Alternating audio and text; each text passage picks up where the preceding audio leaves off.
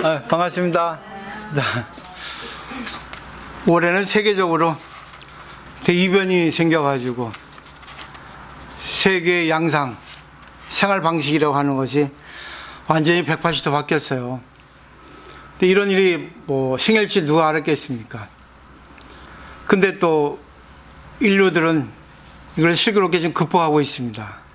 역시 생기는 거는 불교에서 말하면 생주이멸이라 해서 생겼다가 잠시 머물렀다가 잠시 변했다가 없어지는 이런 네 가지 단계를 이렇게 걸치고 있다고 하죠. 결국은 어떤 하나의 현상이 생기면 잠시 머물렀다가 없어진다는 거죠. 근데 이것이 또 다시 인연이 되면 또 다시 생기는 거죠. 그러니까 인간, 우리들의 앞길에는 신이 관장하기 때문에 인간의 지식으로서는 조금 생각할 수 없는 부분이 많아요. 근데 우리가 나타난 현상을 통해서 거기에 대처하고 있지 않습니까? 오늘 부처님 오신 날인데 예년 같았으면 오늘 정식으로 했을 거예요. 근데 코로나19 확산으로 인해서 다음 달로 연기됐습니다. 근데 또 공교롭게도 다행인지 불행인지 모르지만 올해는 윤달이지 않습니까? 그러니까 다음 달도 이제 초팔이 되는 거죠. 근데 사실 부처님이 4월 초팔에 태어난지 안 태어난지 그건 아무도 몰라요. 예수님이 크리스마스에 탄생했는지 안 했는지 그것도 아무도 모릅니다. 다만 추정할 뿐이지. 우리 인간도 동물도 식물도 태어났다 하면 그날이 생일입니다. 동물의 의거에서 말을 하면은 일단 태어난 날이 생일이죠. 그죠? 생일이 없는 사람 없을 거예요. 부처님도 생일이 있지 않습니까? 근데 우리가 일반적으로 살다 보면 오늘 생일 같아. 오늘 생일이야. 내 생일이야. 이렇게 말씀하시잖아요. 그때는 이제 왠지 많이 이렇게 먹을 수 있는 날이고 왠지 내가 생일 축하를 받듯이 많은 분들한테 그렇게 과한 평소보다 이렇게 푸짐한 이런 대접을 받았을 때 사람들은 오늘 생일이야. 생일 같다고 말합니다.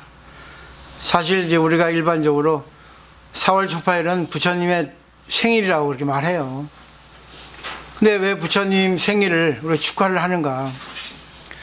불교에는 4대 명절이 있죠. 부처님 탄생일, 또 돌아가신 때, 그리고 이제 그 조상들에 대한 감사, 그리고 정초인가요?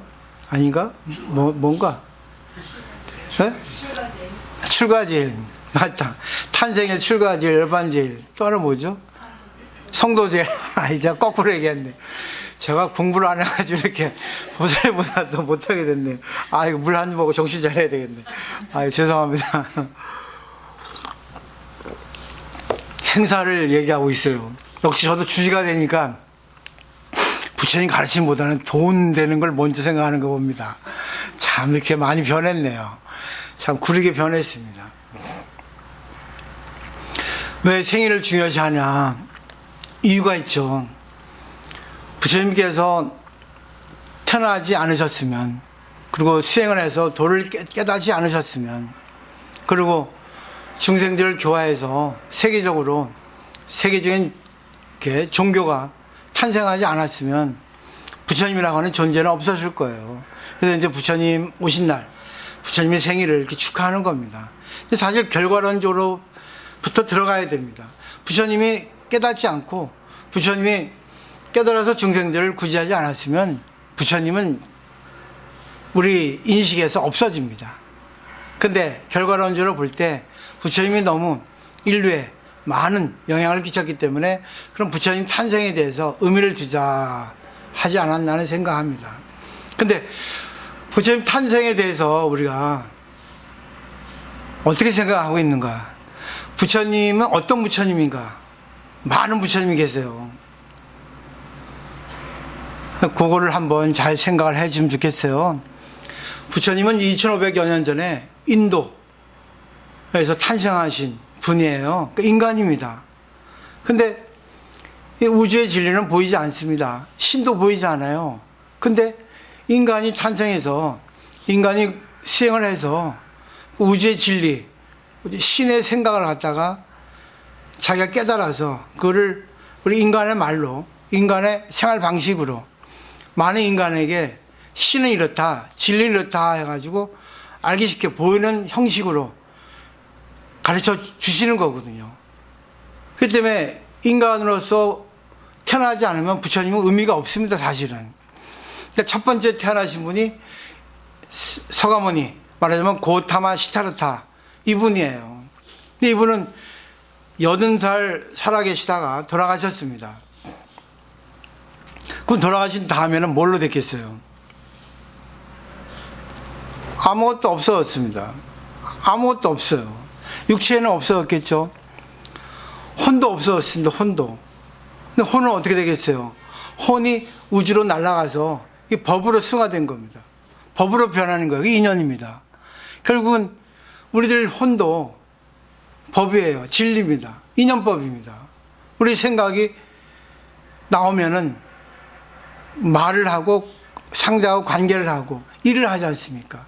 자기 생각에서 벗어나는 거 없어요. 그 다음에 저 사람은 생각이 옳다, 저 사람은 생각이 안 좋다 이렇게 얘기하죠. 화를 내는 사람도 화를 내는 생각이 있어서 그런 거 아니겠습니까? 남에게 베푸는 사람도 남에게 베풀려는 마음이 있어 그런 거죠. 그렇기 때문에 이 혼이라는 것은 아주 중요합니다. 근데 어느 게 진짜 부처님의 실체일까? 거기에 대해서 한번 잘 생각해 보시면 좋아요. 결국 불교에는 소승불교, 대승불교가 있거든요. 근데 소승불교는 인간 부처님이 도를 깨달아서 우리에게 전해주신 가르침이에요. 인간 부처님의 가르침입니다. 대승불교는 인간 이전, 인간이 신을 대변해서 대변인으로서 우리들에게 신의 진리, 보이지 않는 진리를 가르쳐 주신 겁니다. 그러니까 대승불교의 부처님은 신이에요. 인간이 아닙니다. 근데 소승불교하고 대승불교의 그 사이가 한 500년 차이가 납니다. 그래서 프린트를 보시면 학자들의 그 연구에 의하면은 부처님이 태어나신 데가 이 세 가지로 나뉘어져 있어요. 근데 무려 첫 번째, 세 번째 차이가 160년 됩니다. 첫 번째는 우리나라에서 채택을 하고 있습니다. 인도하고. 두 번째, 세 번째는 일본에서, 말하자면 일본의 유명한 뭐 동경대 또 교토대 두 대학에서 채택하고 있습니다. 근데 어느 것이 맞냐 틀리냐 그건 중요하지 않아요. 아까 제가 처음에 말씀드렸을 때 내가 생일이라고 하면 생일입니다.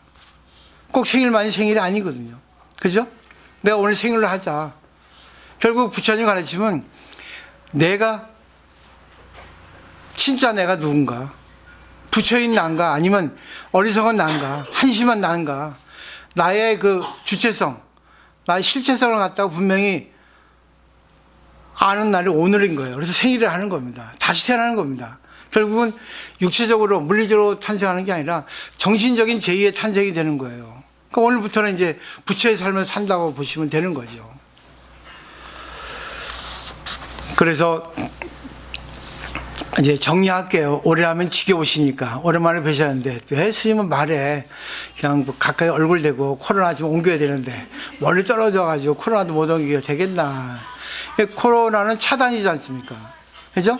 그러니까 나하고 상대와의 관계에서 차단시킬 거 그리고 관계할 거라 잘 생각하셔야 돼요. 나하고 상대하고 관계에서 안 좋은 거는 다 끊어버려야 됩니다. 나하고 상대하고 관계에서 좋은 거는 연결시켜야 돼요. 결국 코로나19가 왜 생겼겠어요? 좀 차단해라, 나쁜 거는. 그리고 좋은 거는 연결시켜라. 차단 연결 관계를 잘해라 하라는 거 아니겠습니까?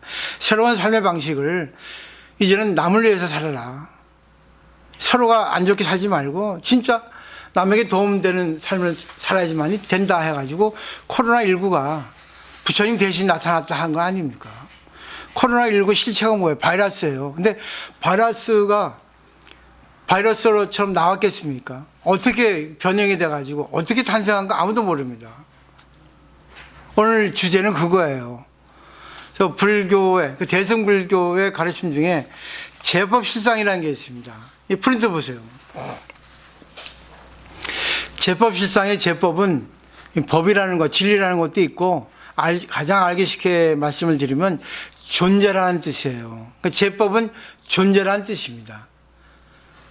존재는 실상이라는 뜻이에요. 실상은 뭐겠습니까? 진실한 모습, 진리, 부처님, 예수, 그리스도, 신, 이렇게 보시면 돼요. 그러니까 모든 나타난 존재는 인연 따라 나타났는데 그 나타난 현상들이 전부 다 신이다, 좋다, 부처님이다, 예수다, 이렇게 보는 거예요. 근데 법화경 방편품에는 제법실상은 오직 부처님한테 전해준다 그랬어요. 유불여불이라 해서. 그리고 제법실상의 진리는 인간으로서는 알 수 없다는 거죠. 제법실상은 오직 부처님의 경지에 있어야만이 제법실상의 진리를 알 수 있습니다. 알기 쉽게 말하죠. 내 남편이 날 힘들게 하고 바람도 피고 맨날 술이나 먹고 속 지질이 썩입니다. 근데 그 남편의 그 모습이 실상인 거예요. 부처님이라고 하는 겁니다. 이해하시겠어요? 이해 못하죠? 그때 우리 인간은 도저히 제법실상을 알 수가 없습니다. 나를 힘들게 하는 사람이 어떻게 부처예요? 저 죽이고 싶은데. 그죠? 확 진짜 불이나 나가지고 타 죽어라 이렇게 할 텐데 무슨 부처님이니까. 나에게 손해주고 정말 나에게 위해를 가하고 나를 모함하고 나를 헐뜯고 뒤에서 내욕을 하는데 어떻게 그 사람이 부처님입니까? 공부가 되면 그게 어느 정도는 받아들여요. 나타나는 현상은 무조건 부처님입니다. 좋든 나쁘든. 불교에서 말하는 공이라는 것은 좋은 거 나쁜 게 없다는 거, 실체가 없다는 거예요. 결국 내가 어떻게 받아들여서 그걸 어떻게 활용해서 어떻게 성장시키느냐. 그것이 바로 불교의 수행법이에요. 아니, 수행이 아니라 불교의 덕목입니다. 내가 덕을 쌓는 겁니다. 우리 이거 제가 볼 때는 수행할 필요가 없어요. 인식만 하고 이거를 갖다 활용만 하면 되는 겁니다. 그래서 제법이라는 것은 존재는 하는데 이 법이라는 개념에 있어서 또 전문적으로 이렇게 말씀을 드리면 유의법, 무의법이 있거든요. 유의법은 인연에 의해서 나타난 현상입니다. 말하자면 물, 바람, 에너지, 자동차 이렇게 좋은 거 나쁜 거 다 존재가 유의법이에요. 그럼 무의법은 뭐냐? 인연에 의해서 나타나는 게 아닙니다. 그러니까 자연이라 할 수 있겠죠. 유의법은 알 수 있는데 무의법을 우리가 알 수가 없습니다. 그러니까 무의법을 알면은 우리가 열반이 될 수 있고 부처가 될 수 있어요. 그 유의법 속에 무의법이 있거든요. 이게 바로 제법실상입니다. 그러니까 제법실상의 유의법은 제법이에요. 무의법은 뭐예요? 실상입니다. 그러니까 유의법, 무의법이 개념은 다르지만 근원으로 들어가 보면 같은 겁니다. 여기 어려워요. 뭐를 이해되는 것 같은데 실제 어떤 상황에 직면하면은 이거 없어져 버려요. 아무리 공부하고 아무리 이렇게 이쁘고 아무리 고고하고 하죠. 어떤 계산 관계 딱 얽혀보세요. 아이고 승질냅니다. 아이고 바라갑니다. 아무리 술 먹고 막 비틀비틀 하더라도 실수하더라도 갑자기 저 사람이 점잖아지고 남에게 베풀고 갑자기 180도 달라지시 좋은 사람 변했어요. 아무도 몰라 이 세상. 아무도 모르는 이 세상 어떻게 해요?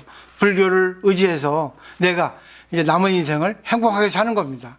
근데 중요한 거는 행복하게 산다는 그 기준도 돈이 많아서 내가 무슨 모든 걸 다 누리고 그게 아니고 정신적인 세계입니다. 정신 세계를 먼저 갈구하는 거예요. 그러니까 제법실상을 분명히 알면은 가능하다는 거죠. 그 다음에 물의 실상은 뭐겠어요? 물은 액체입니다. 차갑습니다. 근데 차가운 물이 더운 물 될 수 있어요? 이게 오줌이 됩니다. 이게 이슬이 됩니다. 술이 됩니다. 바닷물 됩니다. 똥물 됩니다. 어느 게 물 실체예요? 물이 증발해가지고 올라가면 수증기가 됩니다. 구름이 됩니다. 또 물이 또 내려와서 또 땅에 침투합니다. 또 작물이 또 식물이 나옵니다. 어느 게 물이에요? 물이 어디 있어요? 물의 실체가 뭐예요? 물의 실상이 뭡니까? 아무도 모릅니다. 어느 게 물이에요? 눈이 될 수 있고 얼음이 될 수 있고 아무도 모릅니다. 이게 인연법이에요. 근데 이거는 초기 불교, 말하면 소승 불교의 재행무상하고 맥락이 같아요. 재행무상은 모든 것은 변한다 이 뜻입니다. 모든 것은 왜 변하겠어요? 시간이 흘러가고 그러면서 관계를 맺고 있기 때문에, 변화와 관계를 맺고 있기 때문에 내가 웃을 수 있고 울을 수 있고, 내가 돈을 벌 수 있고 돈을 못 벌 수 있고, 갑자기 뚱뚱한 사람이 살이 빠져서 날씬할 수 있고, 건강했던 사람이 갑자기 죽을 수 있고, 아무도 모릅니다. 그게 제법실상인 거예요. 그 제법실상은 부처님과 부처님만이 안다는 거예요. 그 다음에 보세요. 이거를 우리가 알려고는 노력해야 됩니다. 제법실상을 어떻게 알아야 되는가 노력을 하는데, 내가 이것이 제법실상이라고 알았을 때는 그건 거짓말이에요. 법화계는 절대 인간의 지혜로서는 알 수 없다 돼 있거든요. 근데 알았다 하면은 법화계나 유명한 경전이 거짓말을 하고 있는 게 됩니다. 경전은 거짓말 안 하거든요. 무위법이기 때문에. 알았다 한 순간 달라져요. 내가 상대의 마음을 알았는데, 상대가 나한테 10만 원 준다 했는데 갑자기 아이고 스님 우리 남편이 사고 나가지고 못 드리겠네요. 오늘 절에 가려는데 갑자기 누가 맛있는 거 사준다 해서 절에는 이제 다음 달에 가려합니다. 이럴 수 있습니다. 아무도 몰라, 아무도. 그죠? 갑자기 좋아하던 사람이 갑자기 누구한테 모함을 듣고, 아니 저 사람 나쁜 사람이라며, 난 좋은 사람인 줄 알았는데. 역시 사람은 정말 넓게 봐야 돼. 두루두루 살펴봐야 돼. 큰일 날 뻔했네. 이게 될 수 있습니다. 언제 어느 때 어떻게 될지는 아무도 몰라. 이게 제법실상이니까, 제법실상은 인간으로서는 알 수 없다 그겁니다. 그래서 제가 어느 보살님이 저한테 이제 도서상품권을 줘서 책을 샀어요. 시타르타라는 책. 근데 이거는 내가 일본 책을 읽으면서 요 내용이 있어서 내가 이거를 갖다가 지문으로 찾아보려고 해서 시타르타라는 책을 샀습니다. 헤르만 헤세예요. 헤르만 헤세는 독일 태생이고 스위스 소설가입니다. 근데 그 시타르타 책 안에 이 구절이 나와 있습니다. 맨 밑에 줄이죠? 지금부터 읽어봐. 목이 아프다. 코로나19가 나올지 모르니까 쉬었다가 마스크 벗고 읽어. 우리들은 제법을 어떻게 인식하면 좋은 것일까? 아니 어디요?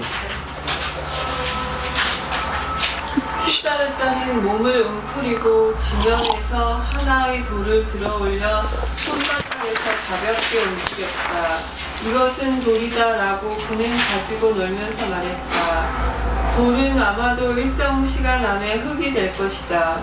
흙에서 식물 혹은 동물 혹은 인간이 탄생할 것이다. 옛날이라면 나는 이렇게 말했을 것이다. 이 돌은 단지 돌에 지나지 않는다. 무가치로 미혹의 세계에 속하고 있다. 그러나 돌은 변화에 순환하는 사이에 인간이나 정신으로도 될지 모르기 때문에 그래서 이것에도 가치를 준다. 이전이라면 아마 나는 그렇게 말했을 것이다. 그러나 지금은 나는 이렇게 생각한다. 이 돌은 돌이다. 동물이기도 하고 신이기도 하고 불타이기도 하다. 내가 이것을 숭상하고 사랑하는 것은 이것이 언젠가 이것이나 저것이 될 수 있기 때문이 아니라 쭉 전부터 그리고 늘 일체이기 때문이다. 이것이 돌이고 오늘 지금 나에게 돌로서 나타나고 있기에 나는 이것을 사랑하고 그 문이나 움푹 들어간 곳의 모든 것 안에 황색 안에 회색 안에 단단함 안에 두드리면 저절로 바라는 울림 안에 그 표면의 건습의 정도 안에 가치와 의미를 본다.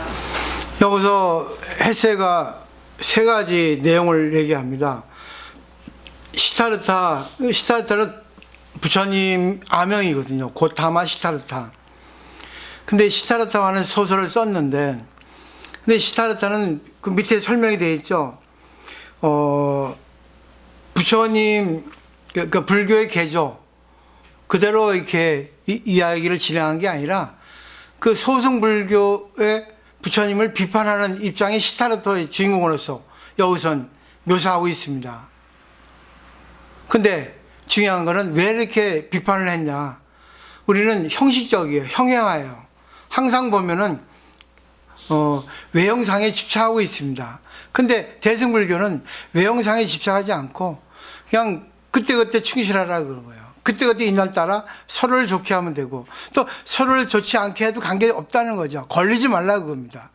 나하고 상대가 아무리 좋은 관계가 돼도 형식적으로 또 그 내면에는 서로가 이용을 할 수 있는 그것이 있고 바로 지금 순간 싸우고 그래도 그걸 통해서 서로 도움이 될 수 있다는 거거든요. 그러니까 나타나는 현상 속에서 보이지 않는 그런 내면의 세계를 봐라. 보이지 않는 여러 가지를 볼 수 있어야만이 된다. 그런 내용입니다. 근데 여기 시타르타 그 내용 안에 첫 번째는 돌을 돌로서 본 거예요. 무가치한. 근데 두 번째는 뭐예요? 이 돌이 시간이 지나고 공간이 지나면, 공간을 겪으면 언젠가 이거는 흙이 될 수 있다. 그럼 흙에서 식물이 태어나고 또 식물이 또 여러 가지 영향을 줘가지고 다시 돌이 될 수 있고 인간으로 변할 수 있고. 그러니까 한 단계 높은 단계의 생각을 한 겁니다. 세 번째는 이거는 완전히 부처님이에요. 제법실상입니다. 야, 내가 이거 읽으면서 기가 막혔습니다. 결국 제법실상은 모른다 하지만 이 헤르만 헤스는 제법실상에 대해서 보이지 않는 제법실상을 가지고 글로써 우리에게 보이게끔 제법실상이 이런 것이다. 힌트를 줬지 않습니까? 그렇다고 해서 힌트를 줬다 해서 내가 제법실상 아는 건 아니에요. 막연히 내가 이것이다. 그럼 이것을 내가 어떻게 추구해 가면 될까? 어떤 경우에 내가 이걸 받아들이면 될까? 이런 가르침이 들어있단 말입니다.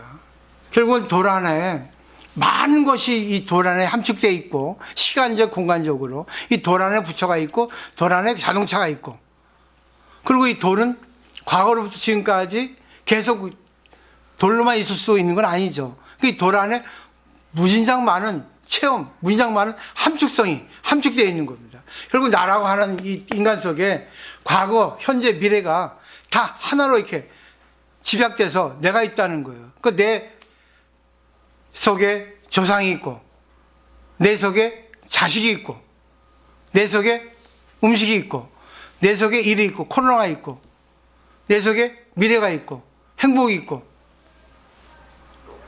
결국 일찍 답니다. 화엄계 말하면 하나가 많은 걸 품고 있는 거예요. 해가 달을 품고 있듯이. 뭐니 이거? 달 품은 해야, 해 품은 달이야. 그죠? 그런 뜻입니다. 이게 엄청난 거야. 그러니까 지금 오신 우리 보살님들 뒤에는 남편이 있잖아요. 자식이 있잖아. 직장이 있잖아. 물이 있잖아. 도로가 있잖아.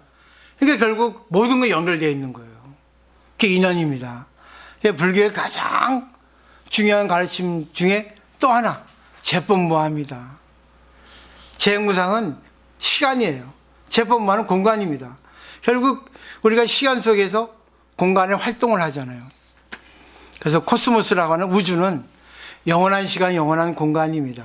우리 우주가 될 수 없어요. 근데 하나하나 가면서 우주가 이럴 것이다 라고 하는 조그만 우리가 캐치를 할 수 있다는 겁니다. 오늘 중요한 내용입니다. 상당히 좀 수준이 높은 내용이에요. 여기서 이제 뭐 결론을 좀 제 나름대로 낸다면 우리가 앞으로 살아가면서 나타나는 현상 속에 그 앞에 있는 그 단순한 것만 보지 말고 그 앞에 나타나는 그 상대나 어느 일이나 이걸 통해서 보이지 않는 것까지 다 볼 수 있어야 됩니다. 그리고 좋은 점, 나쁜 점, 슬픈 점, 괴로운 점, 화나는 점 다 보셔야 돼요. 그리고 중요한 건 화를 내도 괜찮고 슬퍼해도 괜찮고 뭐라 해도 괜찮고 싸워도 괜찮습니다. 왜? 제법실상이니까. 그죠? 제법실상은 다 좋다는 뜻이에요. 근데 우리 인간에 있어서는 다 좋지 않죠? 그럼 내가 어떻게 해야지만 좋게 만들어야 되는가? 이게 인간의 인위적인 수행법입니다. 그래서 유의법이 필요한 거예요. 그러니까 유의법, 미의법, 있고 없고 이 두 가지를 잘 믹스해 가지고 쓰셔야 됩니다. 그러니까 좋은 거 나쁜 거를 잘 믹스하셔야 된다는 거예요. 며칠 전에 우리 여지보살님이 우리 성당고사님한테 화장실 썩었으니까 좀 교체해달라고 하셨대요. 저는 말씀 안 드렸습니다. 근데 우리 성당고사님이 바쁘시잖아, 사업하시니까. 전화 오셨어. 선생님 갈게요 했는데, 아직 안 오셨어. 그래서 왜 안 오시나, 안 오시나. 딴 데 같으면 내가 전화할 텐데. 전화 안 했어요. 왜? 바쁘신데, 본인은 해 주고 싶은데, 바빠서 못 오시는 거 아니에요. 또 그 문을 또 준비해 놓으셨다 하더라고. 여지보살 그러대요. 어젠 그저께인가. 그러면 오고 싶은데 못 오시는 저 마음은 어떨까? 저도 이제는 아직까지 결혼 안 해서 애 늙은이인데 철이 없는데 이제 좀 철이 들었나 봅니다. 기다리는 거예요. 그래서 오늘 딱 오신 거 보니까 얼마나 기분이 좋은지, 역시 기다려야 됐구나. 너무 이게 안달복달하지 말아야겠다. 뭘 바라지 말아야겠다. 다 인연이 되면은 되고 또 인연이 안 되면 안 되고, 그게 바로 제법실상 아니겠는가. 제 해석이 어떻습니까? 괜찮죠? 이런 해석을 하게 되면, 이런 인식을 갖게 되면은 화가 조절이 됩니다. 내 마음이 조절이 돼요. 이게 수행입니다. 결국 이거는 수행이 아니잖아요. 내 마음을 다스리는 거지. 그죠?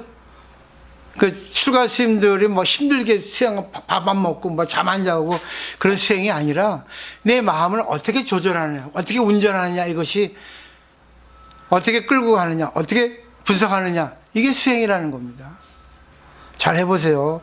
이 세상에는 좋은 게 나쁜 게 있습니다. 내 입장에 좋은 게 나쁜 게 있고 상대 입장에 좋은 게 나쁜 게 있어요. 그걸 잘 보셔서 어떻게 해도 관계없는데, 중요한 거는 서로가 좋게끔, 서로가 좋게 하자 해서 형식적으로 형해화된 그런 인위적으로 아이고 그래 가식적으로 이렇게 그래 괜찮아 이해해, 이게 아니라 너 그러면 안 돼 이럴 수도 있는 거예요. 제법실상은. 맞죠? 자식한테 오냐 괜찮아 했는데 N번방 주범이 될지 누가 합니까? 그러면 안 된다 이렇게 해도 교육을 시켜야지. 그렇잖아요?